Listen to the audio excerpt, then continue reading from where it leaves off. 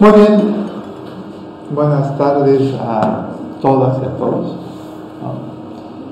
Es un gusto estar acá en la UBA para compartir con ustedes esta presentación que tiene una historia singular. En realidad, la motivación de la UPTC ha sido realizar una investigación un poco trasunta a toda Latinoamérica a través de qué ha pasado en la educación en ciencias naturales, interculturalidad y contexto rural, ¿no? Y ellos han colocado además una mirada latinoamericana, donde he tenido la posibilidad de compartir esa producción de investigación acá con Geraldine, ¿no? Representando al grupo de investigación, y que, bueno, ha servido un poco para hacer lo que se ha pretendido a través de este estudio, tener una primera mirada, ¿no?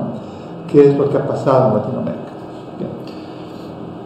En este caso, la exposición centra fundamentalmente en la experiencia en Bolivia y más concretamente en un departamento que es Chuquisaca, y nos iríamos a comentar un poco el abordaje. En principio vamos a hablar del contexto sociodemográfico, en qué contexto ocurre todo esto.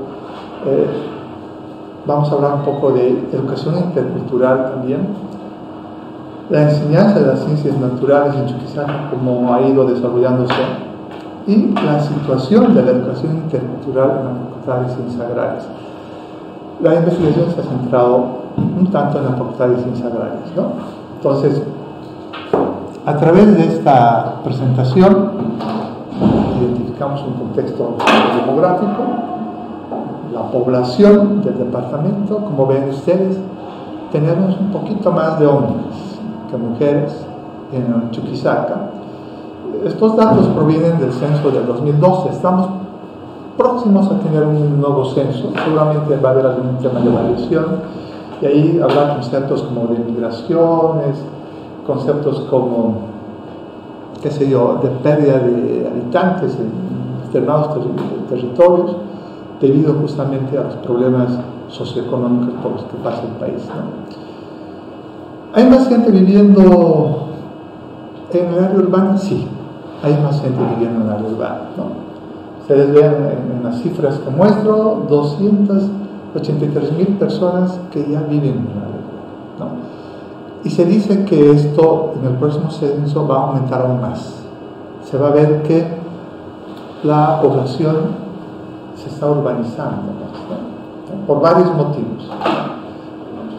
Hay mucha gente que tiene bases para decir que el cambio climático es un tema fundamental, ¿no? Otro, el tema económico, por el que va moviéndose en nuestros países, y de repente hacen que cada vez haya menos gente en el área rural, ¿no? Bueno, en el área rural uno va, y creo que es una historia que pasa en gran parte del mundo, encuentra ancianos, encuentra niños, encuentra mujeres, ¿no? Y entonces eso hace que exista menos población en el área rural. Pero este contexto en Bolivia es singular, no es un contexto que no pueda ser visto en un nivel de integridad histórica, ¿no? Es singular porque tenemos una nueva constitución, y de alguna manera, cuando empezamos a mirar a las poblaciones, también miramos a través de lo que ha pasado en nuestra historia y la nueva constitución, ¿no? Nuestra nueva constitución hace algo que quizás muy pocas constituciones han realizado en el mundo, ¿no? Ha identificado grupos étnicos, naciones, y dice que los idiomas oficiales del Estado es el castellano, las naciones, los idiomas de las naciones y pueblos indígenas originarios, campesinos, ¿no? Habla del aymara, del araona, del baure, del bésigro, en fin, ¿no? Más de 30 naciones originarias, ¿no? Uruchipayas, los guayaneros, ¿no? Los yuki, los yuracaré, los amuco. O sea, realmente una gran cantidad de pueblos indígenas originarios. Pero ustedes dirán, ¿qué muestra esto? Que hay realmente muchos indígenas viviendo en esos lugares, en esos territorios, ¿no? ¿O tiene un criterio más simbólico, ¿no? De recuperación, digamos, del espíritu nacional, ¿no? ¿Dónde se ubican territorialmente esas naciones? ¿No? Bolivia, tenemos más de 1 millón de kilómetros, ¿no? La mayor parte del país, estamos hablando de Amazonía, ¿no? Más del 50% de nuestro territorio, y luego tenemos los valles. Un menor porcentaje está el altiplano, ¿no? Ahí tenemos 3 departamentos, La Paz, Bolivia y Potosí, ¿no? Pero la imagen que en el exterior aparece más el altiplano, ¿no? Yo vengo de los valles, ¿no? Mi departamento está acá en Chuquisaca, ¿no? Con el cursor estoy mostrando, este es el departamento de Chuquisaca, ¿no? Y es un departamento que enlaza tanto la parte del occidente del país, ¿no? Los valles, el trópico, ¿no? Entonces, pero ahí están distribuidos los pueblos originarios, naciones, ¿no? Habitan 17 naciones también, etcétera, etcétera, ¿no? Y llegamos a Chuquisaca con 2. Bien. Como el trabajo se centra básicamente en el departamento de Chuquisaca, este es datos que muestro del censo de 2012, que son los oficiales, ¿no? Ahí aparece un detalle que es interesante, yo creo que para el contexto internacional. Es decir, aquí dice cuántas personas se han autoidentificado con los pueblos y naciones originarias. En Chuquisaca, 46.86% que han dicho yo pertenezco a algún pueblo originario, a alguna nación, ¿no? Y un 14% dicen no, yo no pertenezco a ningún pueblo originario. Pero esto en el momento, en el contexto histórico, es singular porque es probable que ahora, después del censo que vamos a tener el próximo año, este porcentaje aparezca un poco más o se reduzca, ¿no? La tendencia, entiendo yo, que es a reducir, ¿no? La población autoidentificada como una etnia en Chuquisaca, tenemos, miren ustedes, la mayor cantidad de personas quechuas, ¿no? 256.674 que dicen que somos quechuas, ¿no? Y la población guaraní apenas llega a 12.207. Aymara, 2.864. Pero no porque tuvieran un territorio en Chuquisaca, sino son migrantes, comerciantes, ¿no? Que casi siempre vamos a encontrarles vendiendo productos de la coca, ¿no? Y otras naciones y pueblos originarios que, bueno, habitan en el departamento de Chuquisaca son 712, ¿no? De los varios que he mostrado, ¿no? Bien, entonces este contexto nos da una muestra de quiénes estamos hablando, porque no podríamos hablar de educación intercultural sin saber con quiénes vamos a hablar, ¿no? Bien. En una investigación normalmente asentamos teorías y conceptos que en algún momento nos van a dar como soporte a las investigaciones, ¿no? En este caso, para el soporte de esta investigación, hemos acudido a teorías que son muy fuertes en el contexto de investigadores, de teóricos, pero también en lo que nos dice la norma, ¿no? Lo que nos dice la norma, ¿no? Y creo que uno de los conceptos más centrados en el tema de hoy y que viene de hace muchos años atrás, bueno, más de 20, es el de Ibáñez, que seguramente lo han visto citado en los libros de Resendiz, y nos habla que la educación tiene como objeto la formulación de capacidades y actitudes de los individuos. O sea, esta es este primer concepto, o sea, fundamentalmente se refiere al ser, ¿no? Pero vamos avanzando un poco ya en la teorización. Igual el 2000 nos dice, por ejemplo, las capacidades de comunicación, diálogo e interrelación, ¿no? Entonces, ya no solamente dices el ser, sino que hay que empezar a dialogar, hay que interrelacionarnos, ¿no? Pero de repente nos encontramos el 2004 y ahí vemos a Alonso y él nos dice, es un enfoque educativo, ¿no?, basado en el respeto y valoración. Miren, hemos ido evolucionando en conceptos hasta que llegamos al 2004 a este punto que ya habla de los miembros de la sociedad y que, en fin, el enfoque puede hacer que también pueda haber una diversidad cultural, ¿no? El 2010 en Bolivia se da a conocer la ley Avelino Cignani, y en esa ley existe una definición de lo que significa el tema de la educación intercultural, ¿no? Y voy a dar lectura a la primera parte de ese párrafo, en el que dice que el desarrollo de la interrelación de conocimientos, saberes, ciencia y tecnología propios de cada cultura con otras culturas, que fortalece la identidad propia y la interacción en igualdad de condiciones entre todas las culturas bolivianas, ¿no? Y aquí yo encuentro algunos elementos que antes en los otros conceptos no encontramos, ¿no? Por ejemplo, el tema de saberes, ¿no? Y cuando hablamos de saberes, estamos identificando a los pueblos y naciones originarias, ¿no? Y la ciencia también es parte de los saberes, pero también está ahí el conocimiento académico, ¿no es cierto? Y si decimos de la tecnología, ni qué pensar. O sea, la tecnología ancestral tiene sus valores, tiene sus fortalezas, que hasta ahora seguimos disfrutando de esa tecnología ancestral, ¿no? Entonces, esta definición ha sido debatida, analizada, pero como que ya engloba muchos elementos que anteriormente en los conceptos de interculturalidad no los teníamos.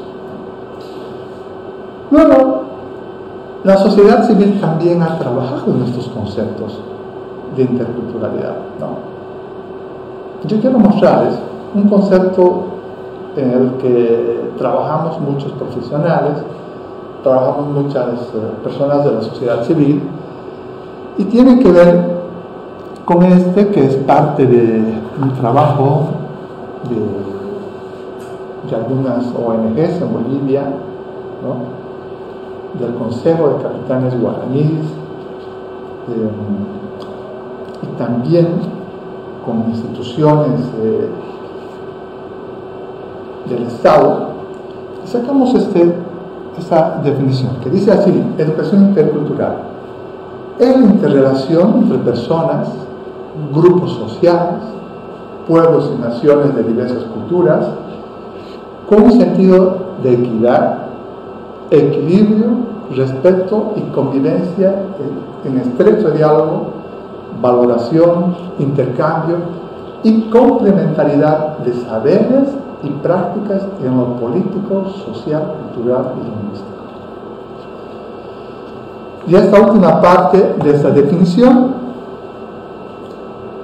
podríamos parafrasear lo que decía Paulo Freire, ¿no?, que la educación es un hecho político, ¿no? Y cuando vemos la evolución de los conceptos y en los momentos históricos que se dan, entramos a una definición como esta y decimos que sí, es un hecho político. El proceso por el que, por ejemplo, la nación guaraní logra avances tan importantes,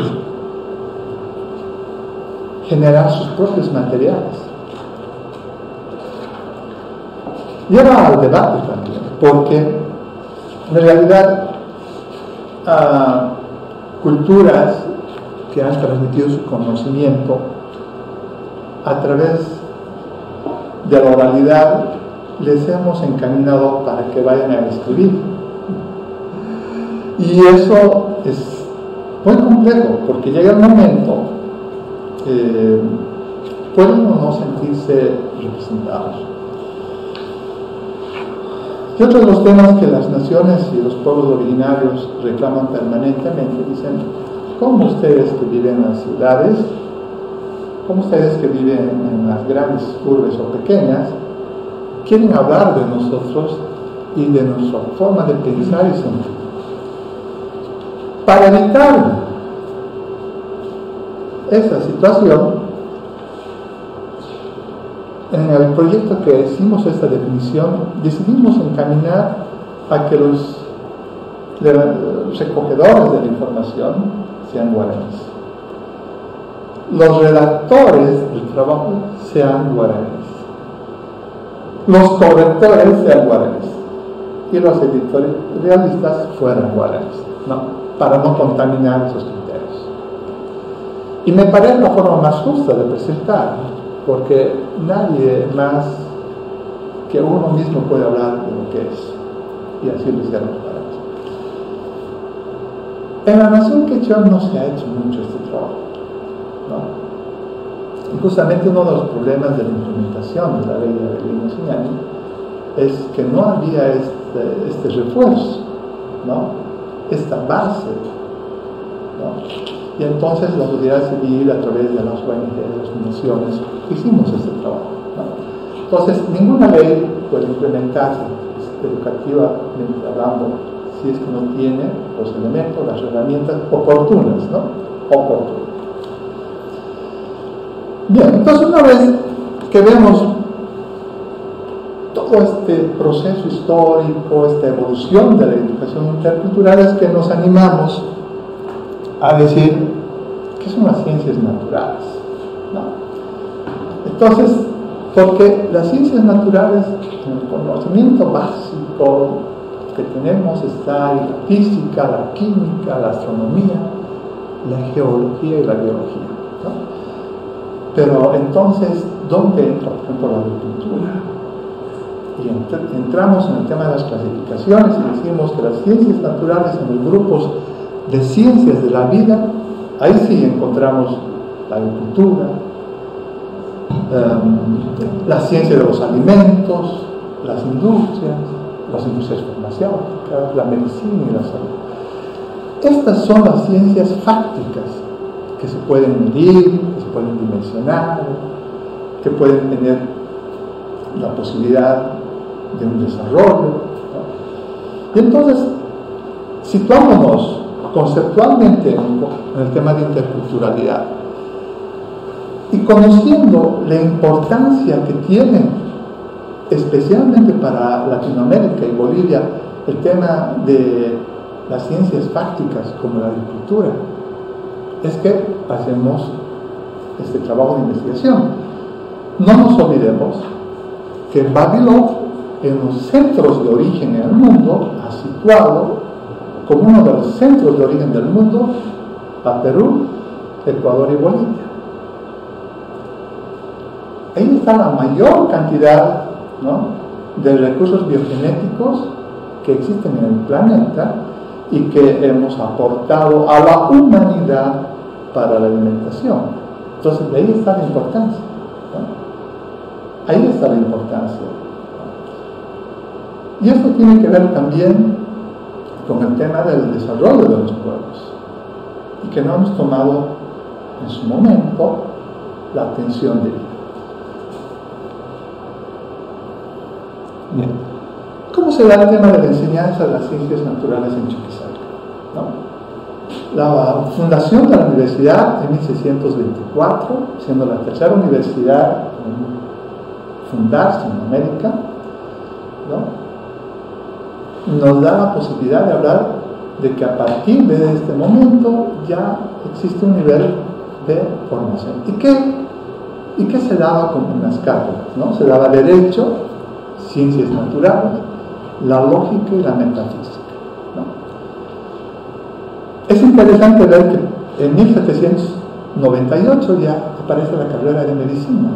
Estamos hablando de una parte importante de las ciencias naturales. Pero me llamó mucho la atención durante el proceso de investigación bibliográfica que antes de 1798 en la universidad se enseñaba el quechua y el aymara como cátedra de San Francisco Javier, ¿no? Y me llamó mucho la atención porque para esa época era un conocimiento avanzadísimo para los criterios de interculturalidad, ¿no? Y entonces antes de fundarse la carrera de medicina ya se daba la enseñanza del aymara y del quechua, que luego desapareció como cátedras explícitas y luego, obviamente, luego se enseña ya en la carrera de idioma, ¿no?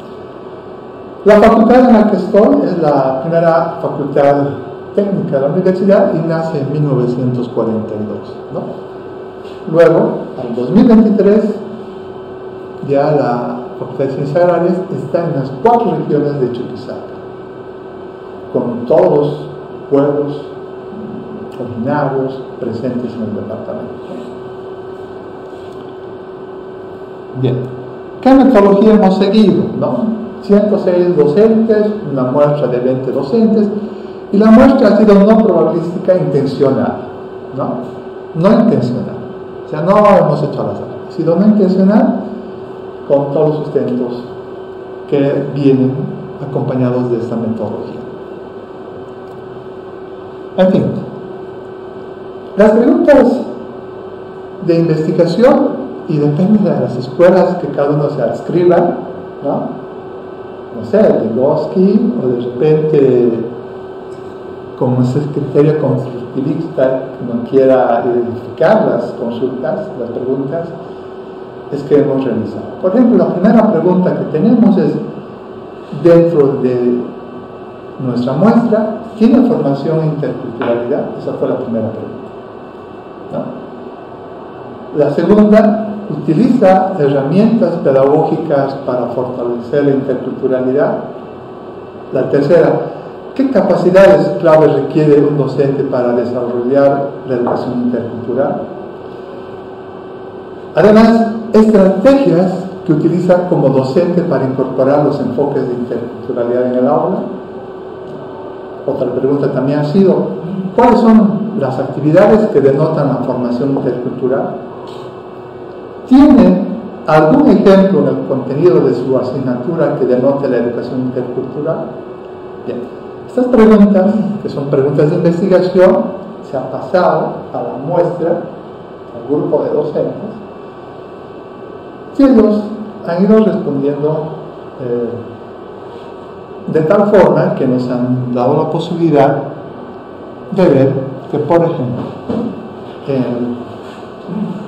la primera pregunta de que tiene formación en interculturalidad, un no de un 60% y un 40% dice que sí, tiene formación en interculturalidad.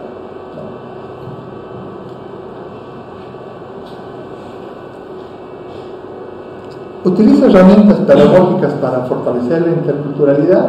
Un 85% dice que sí, utiliza herramientas, y un 15% que no.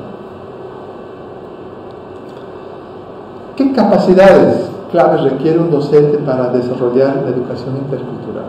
18 docentes de repente consultados respondieron: conocer la identidad cultural, sus tradiciones y costumbres y leyes que los regentan, lo apoyan. Otro respondió diciendo: un compromiso activo bajo una metodología participativa con conciencia de clase. Otro colega mencionó conocimientos básicos de interculturalidad, psicología y conciencia social. Otro colega dijo identidad, ubicuidad cultural, diversidad.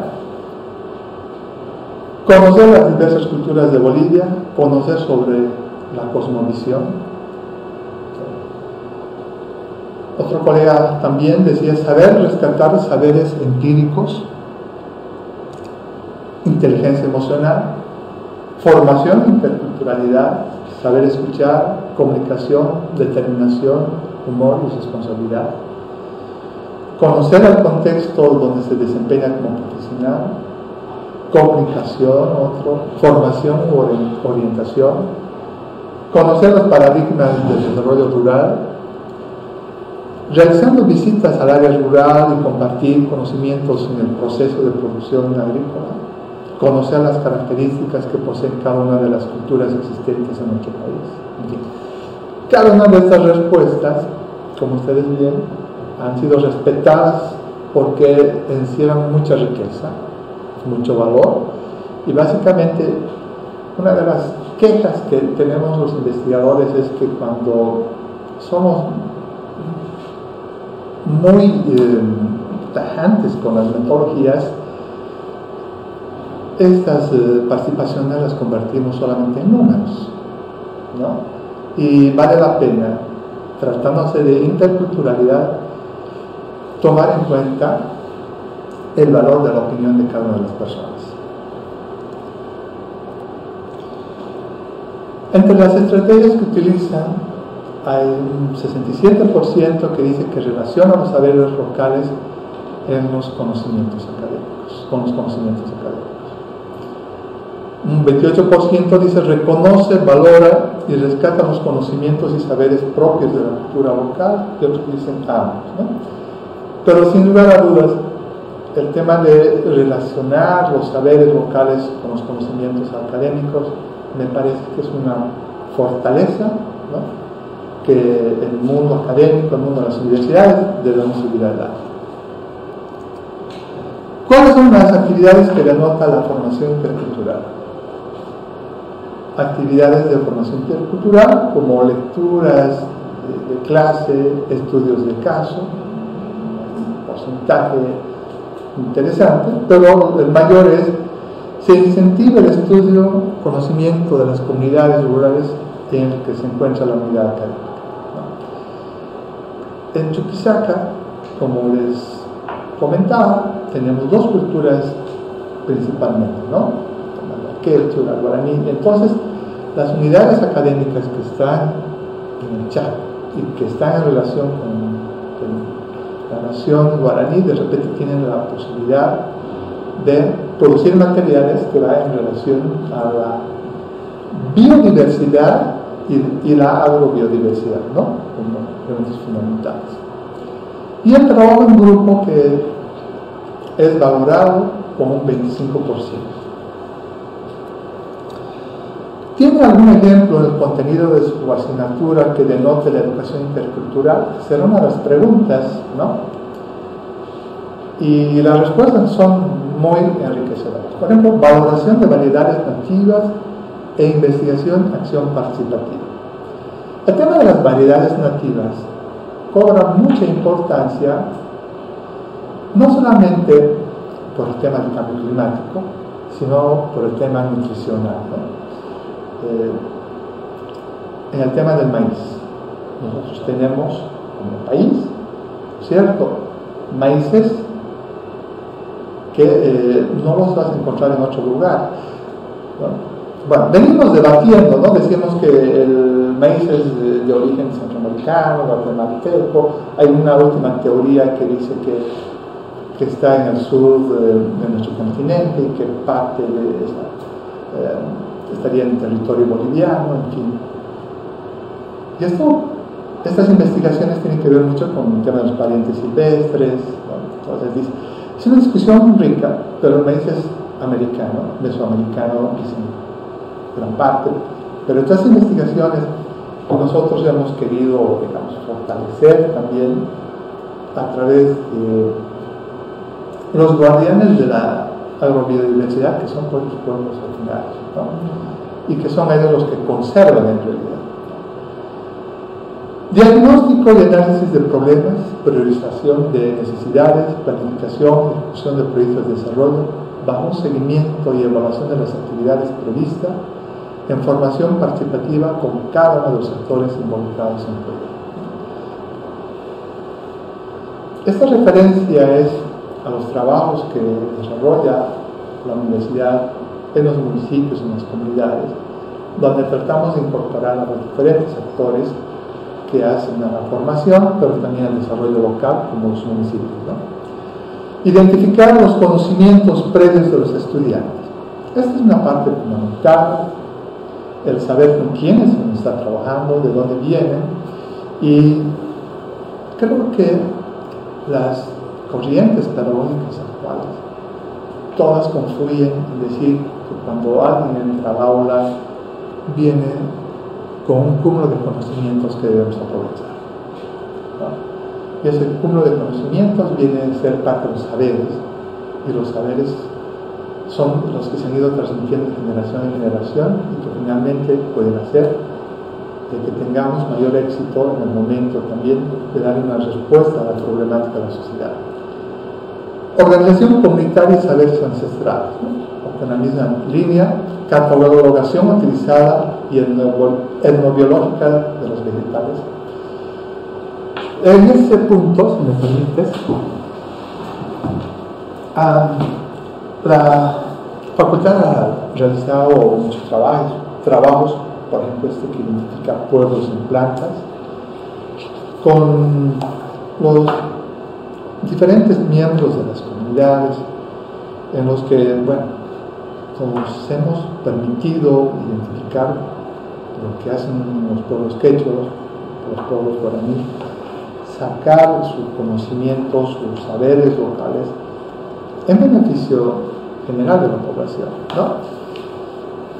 Este libro que titula Pueblos y Plantas, que a partir de hoy ya se encuentra en la UBA, les va a salir para identificar esos detalles que mencionaba, ¿no? El saber, por ejemplo, sobre las orquídeas, ¿no? Y cuál es el significado que le dan los pueblos originarios a la presencia de la orquídea, o encontrar plantas medicinales. Y en el tema de las plantas medicinales, en este libro que voy mostrando, habla de una marca, ¿no? La marca Quilaqui, que es una población quechua que tiene su singularidad, y a través del conocimiento ancestral ellos han participado en varios de los trabajos, y tratamos de identificarlos a ellos, ¿no? Como poseedores de ese conocimiento. Entonces, acá estamos uniendo el saber local, trabajo académico, y de repente ustedes van a poder advertir, ¿para qué sirve el perejil? O la quita, decimos, ¿no? Y ahí van a encontrar que el limnospermo nos va a servir, por ejemplo, para curar el resfrío, ¿no? Y todo este material nos sacamos más o menos coincidiendo en la época de la pandemia, del COVID, ¿no? Porque decía ahí la academia, ¿qué nos puede decir respecto a los trabajos de investigación y cómo podemos, con lo que tenemos en las comunidades, curarlos, ¿no? También en la biblioteca de la UBA.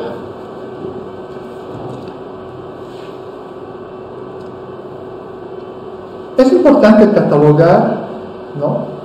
Porque además eso va a permitir compartir los conocimientos, va a permitir dar las respuestas en problemáticas de salud, pero también en problemáticas nutricionales, porque uno de los problemas que tenemos actualmente tiene que ver con la problemática nutricional, ¿no?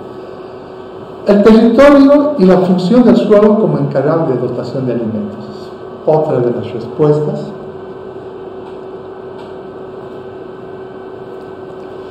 Revalorización de saberes ancestrales, factor clave para desarrollar procesos de investigación, interacción social y actividades de formación.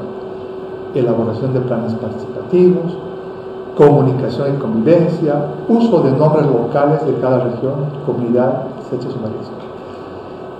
Esa es la parte interesante, ¿no? Cuando empezamos a usar los nombres locales, ¿no? Y realizamos investigaciones para saber cómo podemos resolver o responder a algunos problemas que existen. Uno de los problemas fundamentales que existen en el mundo de la agrobiodiversidad es la erosión genética, ¿no? La erosión genética es uno de los problemas grandes que se da. Y eso se da porque, bueno, sabemos que la consanguinidad provoca esos problemas de erosión genética. Normalmente en las universidades hemos estado realizando investigaciones en buscar y mejorar variedades, en el caso de accesiones, ¿no? Y ahora nos estamos dando cuenta que también hay que trabajar en genotipos, ¿no? Porque los genotipos responden a este refrescamiento y pueden provocar y evitar la erosión genética, ¿no? Los humanos nos hemos ido cuidando de tener problemas de consanguinidad, ¿no? Que se casen entre primos, hemos evitado, porque sabemos que naturalmente casarse entre primos ya puede generar varios problemas de salud. Exactamente la misma situación se da en las plantas, ¿no? Por eso que muchas variedades que existían en muchos lugares han ido desapareciendo, ¿no? Por esos problemas de erosión genética. Y como desafío estaría el de trabajar en lo que significa el tema de los genotipos en algún caso. El contenido de la asignatura tiene estrecha relación con la interculturalidad, cuando comparten dos culturas diferentes, guaraní y quechua, dice, para aprender y compartir sus habilidades en el procesamiento de productos agrícolas y frutícolas. No solamente estamos hablando de una base alimenticia de alimentos naturales y puros, sino que también esos en el momento de transformar para su mayor durabilidad pueden servir y ser usados de buena manera. Rescate de los conocimientos tradicionales utilizados por las comunidades rurales del municipio de Monteagudo, en este caso, de repente, relacionada a la predicción del clima, utilizando los bioindicadores, fauna y flora y astronómicos y biológicos. El tema de los bioindicadores en la predicción del clima ha posibilitado justamente que los agricultores de estos pueblos ancestrales puedan seguir produciendo, ¿no? Porque la evolución de los cambios climáticos siempre se han dado, ¿no? En nuestro planeta, ¿no? Efectivamente, podemos, digamos, relacionar el último factor antropogénico como el tema de la revolución industrial, pero siempre ha habido luego procesos de cambio climático, ¿no? Los nombres de las plantas de acuerdo a la cultura, también referido a la utilidad de acuerdo a los saberes ancestrales, ¿no? Estos trabajos que ustedes los han podido ver en los libros han tratado también de recuperar los nombres propios, ¿no? De las plantas para darle un valor agregado. Y justamente ese valor agregado que hemos venido dando en productos de la agrobiodiversidad, por ejemplo, han sido las denominaciones de origen, ¿no? Las denominaciones de origen que han generado que los agricultores tengan un ingreso un poquito más de lo que tenían normalmente. La dimensión cultural, la diversidad de instrumentos de adaptación al medio natural y social, también es una de las respuestas. La enseñanza de gestión de recursos, vegetación, biocultura, pueblos indígenas y biodiversidad. Cada uno de estos elementos merece un estudio especial. En mi caso, como han podido advertir en la lectura que ha hecho ya Geraldine, tiene la posibilidad de trabajar con gran parte de los pueblos indígenas mayoritarios en el país, y ellos también están sucumbiendo al problema de la erosión social, ¿no? Es muy complejo, ¿no? Porque cuando tú vas a una escuela y ves que un niño no quiere hablar en su idioma nativo, es porque está sufriendo ser parte de la erosión social, ¿no? Que tiene que ver con la discriminación, fundamentalmente, ¿no? que tiene que ver fundamentalmente con esto, ¿no? Y los padres hacen en algunos casos el esfuerzo para enseñarles, pero ya los hijos ya no quieren, ¿no? Por este tema de discriminación, ¿no? Con mucha pena yo pude ver ese detalle, ¿no? Y creo que acá tenemos nuestro mejor ejemplo en Latinoamérica, creo que es Paraguay, ¿no? Paraguay, donde personas de diferentes estratos sociales se sienten orgullosos de hablar el guaraní y lo hacen permanentemente, y sus nuevas generaciones también hablan guaraní. En el caso de los otros países de Latinoamérica, ahí no hemos desarrollado un buen trabajo, ¿no? Reflexiones finales del trabajo, ¿no? Un poco los títulos que ustedes ven acá es el formato que nos pasaron los colegas que han encaminado los líderes de investigación y nos han pedido que coloquemos un punto de reflexiones finales. A ver, algunos desafíos para la educación intercultural en ciencias naturales, producto de los resultados y reflexiones que suscitó el trabajo desarrollado. Formar docentes en interculturalidad que manejen herramientas y técnicas pedagógicas en el aula de manera apropiada. Es un desafío formar docentes que además nos den la posibilidad de generar riqueza. En este caso, al identificar a cada uno de nuestras plantas que tienen un origen nuestro, o identificar conocimientos y saberes, podemos fortalecer no solamente el tema de las pequeñas, medianas y grandes empresas, sino de la economía del país, ¿no? En algún momento el país, Bolivia, estuvo vendiendo a muy buen precio el tema de la quinoa, ¿no? Pero, ¿quiénes producen quinoa? Sur de Colombia, Ecuador, Chile, Argentina, Perú. ¿Dónde estaba nuestra fortaleza y dónde está nuestra fortaleza? En la denominación de origen de la quinoa, en este caso de la quinoa real, porque la quinoa real no se produce en cualquier parte, sino se produce en el intersalar, que son superficies muy pequeñas de cultivo, ¿no? Y justamente su riqueza de variedad está porque está en el intersalar. Luego existen otras quinoas que obviamente son importantes, pero ahí está la riqueza. Y algo que compartimos también entre los argentinos y los bolivianos, el maní. Usted sabe que allá Chisipojea tiene su madre argentina y su padre boliviano. La madre está en Río Blanco y el padre está en el sur de Bolivia, Tarija y Chuquisaca, ¿no? Los investigadores cuentan que los agricultores que trajeron al padre a la Argentina, a Río Blanco, provocaron que aparezca la Chisipojea, que es el maní que producimos, ¿no? Pero ni Argentina ni Bolivia somos mayores productores de maní. No somos, pero bien, ven ustedes esos conocimientos ancestrales, esas prácticas de la agricultura han generado un elemento que hace a la economía del mundo, ¿no? Se debe trabajar sistemáticamente en el intercambio de saberes a partir de los conocimientos de los estudiantes, en el entendido de que la gestión pedagógica, la gestión educativa, que respeta la diversidad de las personas, estimula la recuperación y el intercambio de saberes propios para fortalecer las identidades culturales, ¿no? Cuando hablamos de educación, nos olvidamos de algunos elementos fundamentales de la educación.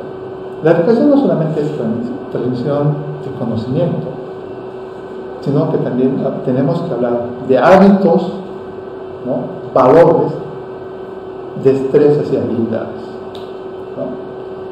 Y cuando hablemos de manera completa de qué es la educación, vamos a poder lograr todo esto que estamos hablando. Es decir, no solamente hablar de la transmisión de conocimiento, sino también de los valores, ¿no? Y en el tema de los valores, profundizar en lo que, bueno, la solidaridad, la complementariedad, que hace en este caso que tengamos estos resultados no solamente para la humanidad, sino para el ser como tal, ¿no? El hombre, ¿no? Aprovechar los entornos virtuales para acercar el conocimiento de las diferentes naciones indígenas en el territorio.